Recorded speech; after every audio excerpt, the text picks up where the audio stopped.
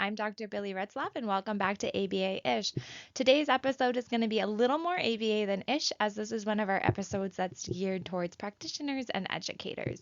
So I live in Minnesota, and we're starting to gear back up for back to school time. I know that in a lot of places, back to school is already happening.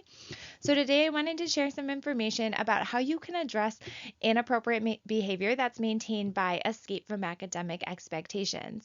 So really quick, just to make sure we're all on the same page, this video is really for educators, behavior interventionists in schools, behavior specialists, BCBAs who work or support schools, because we're really talking about when kids have learned how to use inappropriate behavior to somehow get out of their schoolwork. So this might mean that they've learned to have inappropriate behavior so that the teacher or parent kind of leave them alone and stop coming up and prompting them. They might be getting sent out of the classroom to another location, which gets them out of doing that work. It might be that when they have inappropriate behavior, people give them more help or change what the work looks like. So, hey, look, I know you don't want to do all of this. How about you do the first five? So we're making it a little bit easier for them. So whatever it may be, we're talking about inappropriate behavior that's really maintained by escaping that academic work, getting out of it. So hopefully if you are in a situation where you are dealing with a student who has this type of problematic behavior, you've completed a functional behavior assessment for them so that you really understand the conditions under which their behavior happens. We want to know what types of academics are challenging for them, what types of academics are not challenging for them. If there are certain things that make it less likely to happen or more likely to happen, are there times of days where they're really struggling versus other times a day?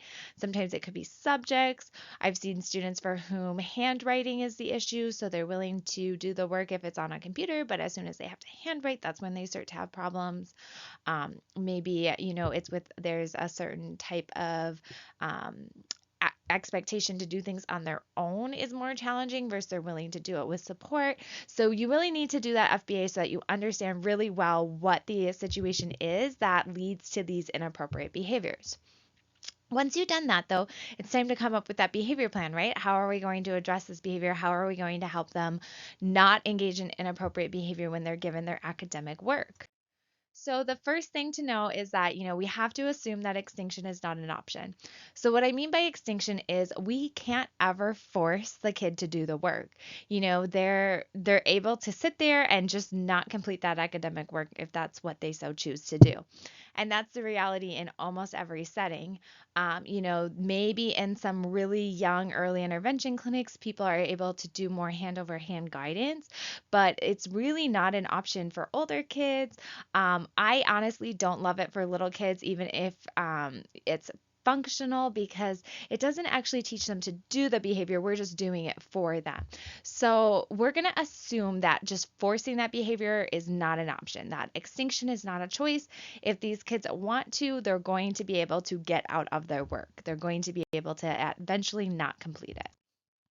And so, because of that, one of the things that has to be in the forefront of our planning is that we need to have some sort of positive behavior that's able to contact extinct or escape as well. So, because we know the inappropriate behavior will eventually get them out of the work, we need to always give them an appropriate way to get out of it. Now, that's not saying that they should get like full credit for work they don't complete, or that there's not any consequence or thing that happens when they don't complete their work. But we always have to remember that when it comes down to it, the student has that choice to engage in inappropriate behavior, which will get them out of the work anyways. So we need to think of some sort of positive behaviors that we can give them access to that would get them some form of escape. And I'll talk a little bit more about like the specifics of that, but we just have to have that in the forefront of our mind all the time. They are having that capability of getting out of the work for inappropriate behavior, so we need to give some sort of alternative positive behavior for the same thing.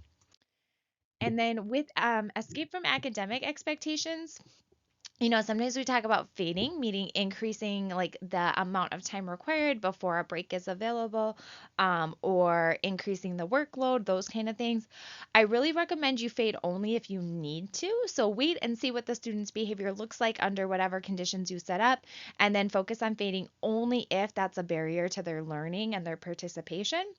And if you are fading, do so with caution. Go very slowly with a lot of support because, again, they always have that option to go back to their inappropriate behavior to get out of it.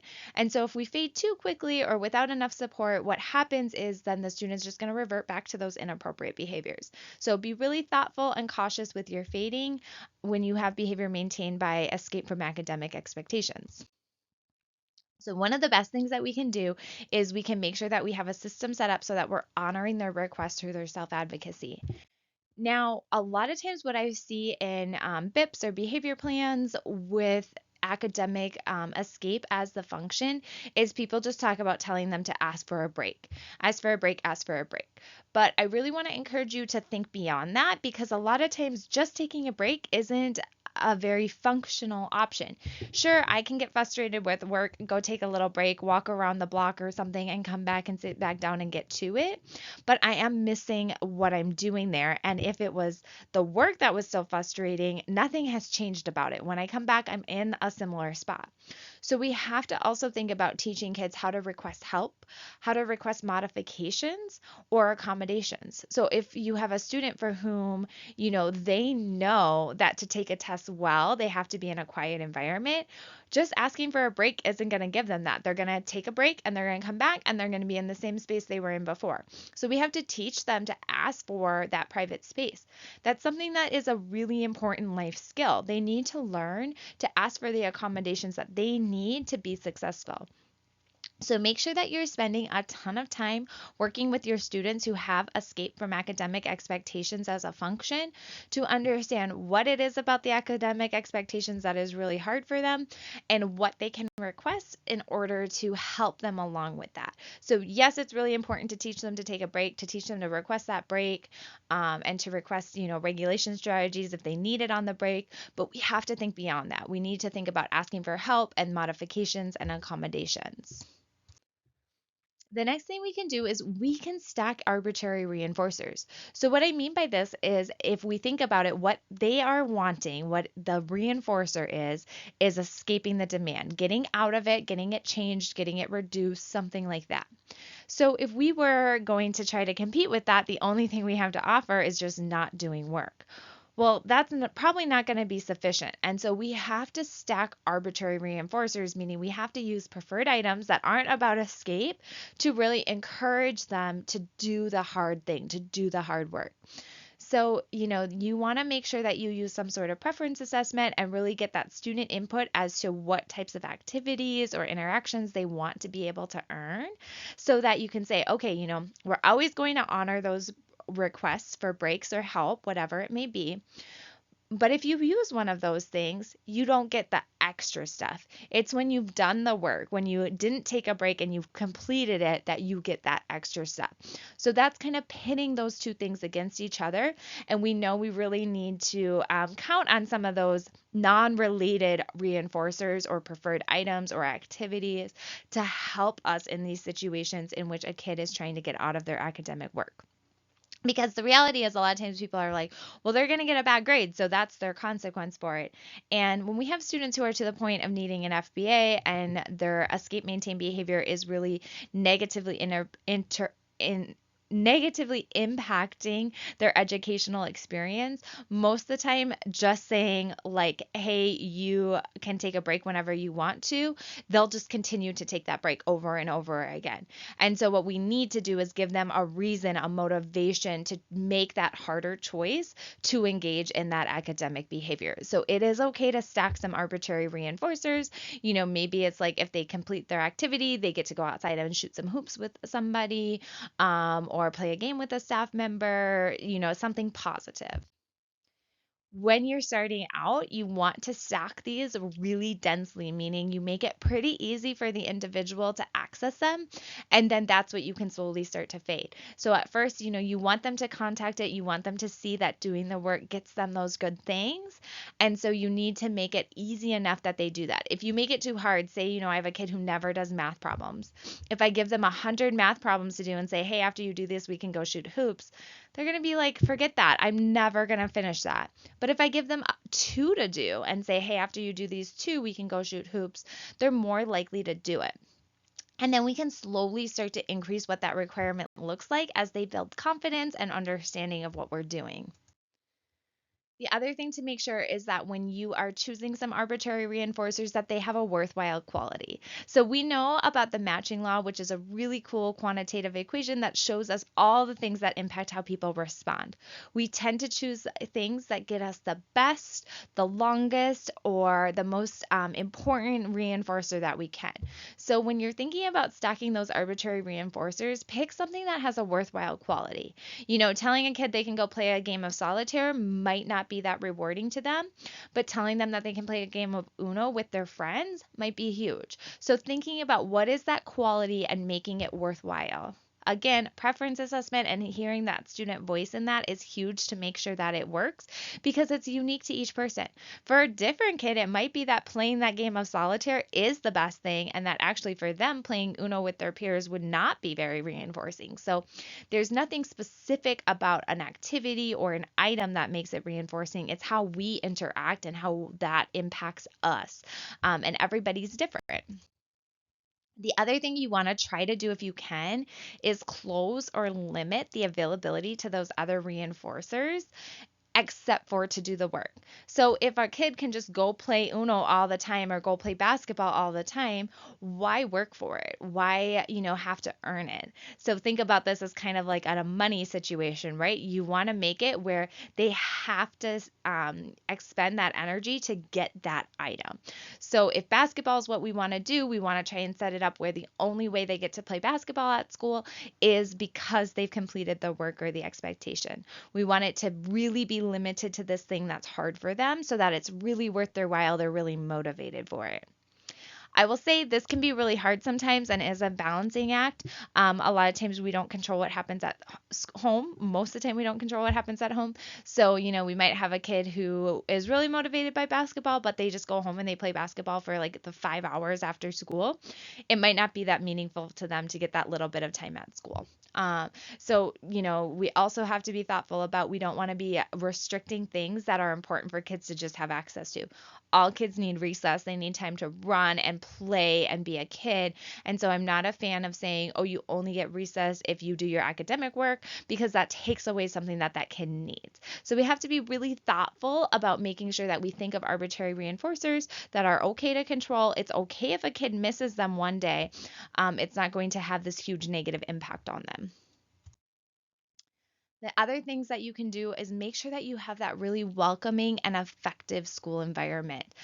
So, trying our best to make sure that kids feel welcome and like they're wanted and the adults care that they're there at school. One of the best things we can do for this is making sure that we as the adults are giving way more energy to positives than negatives in our school setting.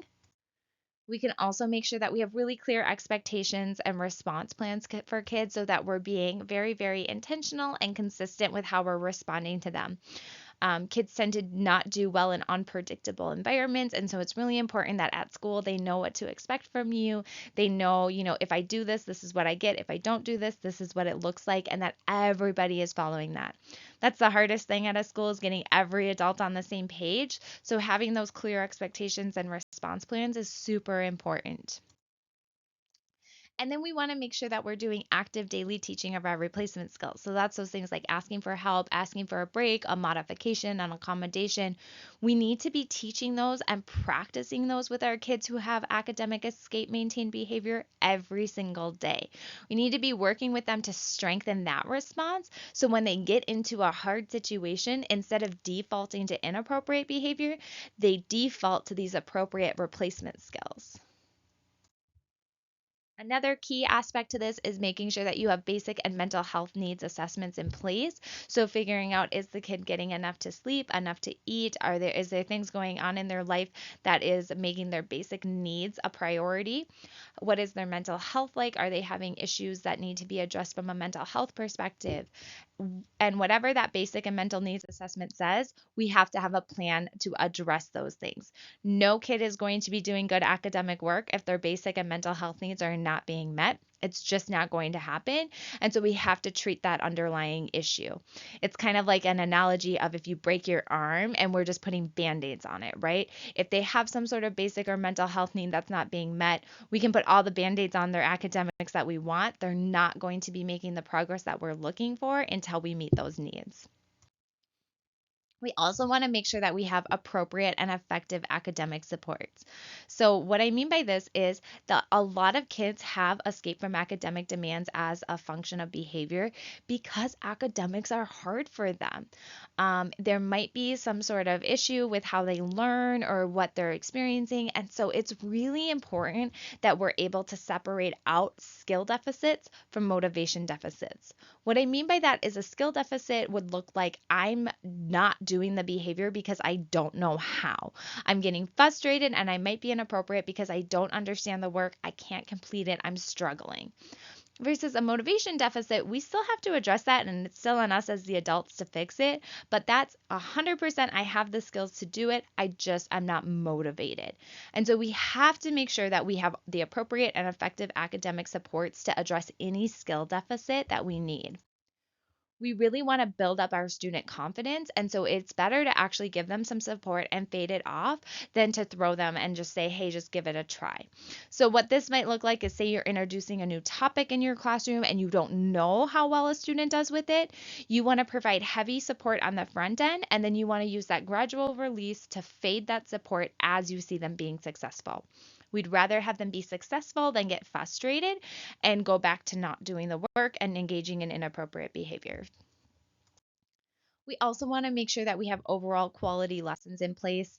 Really, what this means for a lot of students is that we have engaging and interactive lessons. We know most kids don't learn well just from being talked at, and so we want to make sure that we create lessons that really engage them and get them interactive.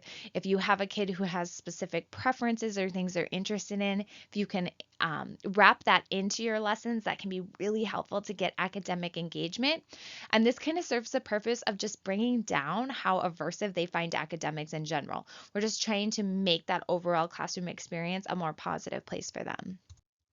So here's a quick reminder of all the different things we talked about today. This list is not all inclusive. There's a ton of other options that you can think about, but hopefully it's at least helpful in getting you started on your back to school journey. We know that when kids are coming back from breaks, we see a lot of times that they struggle a little bit extra with that academic expectation because they haven't been doing it for so long. So hopefully this helps you start your classroom or your school off on the right foot.